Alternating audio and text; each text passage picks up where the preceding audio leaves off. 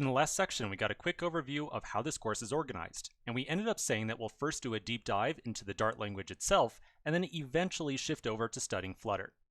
Before we move on to our first application, I want to give you a quick overview of Dart itself, so that you have some more context on the language. So let's take a look at a diagram that's going to summarize a few important concepts about Dart. So in this diagram, we're going to take a look at 4 different important features of Dart. First off, Dart is an object-oriented programming language. With an object-oriented language, we spend a lot of time thinking about how to model logic in our application using objects. In Dart, objects are referred to as classes.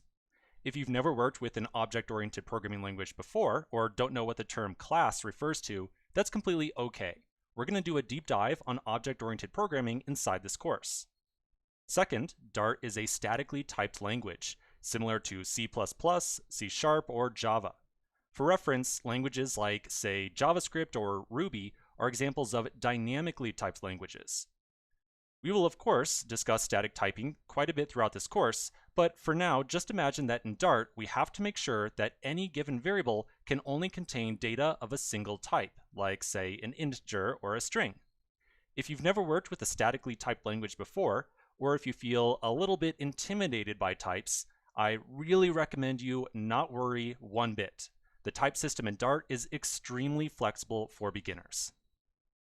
Third, Dart has a C-style syntax. So in general, it's going to look very similar to C, C#, or JavaScript, or even Java. You will probably not be seeing a lot of strange symbols inside your code. Most of the code that you and I are going to write is going to look quite legible, in my personal opinion. Finally, Dart has multiple runtime environments.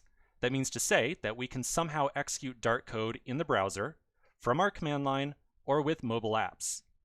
When ran in the browser, Dart first gets transpiled into plain JavaScript code, and we will see a good example of this in one of the apps that we're going to work on later in the course. When ran from the command line as a standalone program, Dart is executed in something called the Dart VM, or the Dart virtual machine. Finally, on a mobile device, Dart is first compiled into machine code. So your mobile device doesn't ever touch a snippet of pure Dart, it works directly with machine code.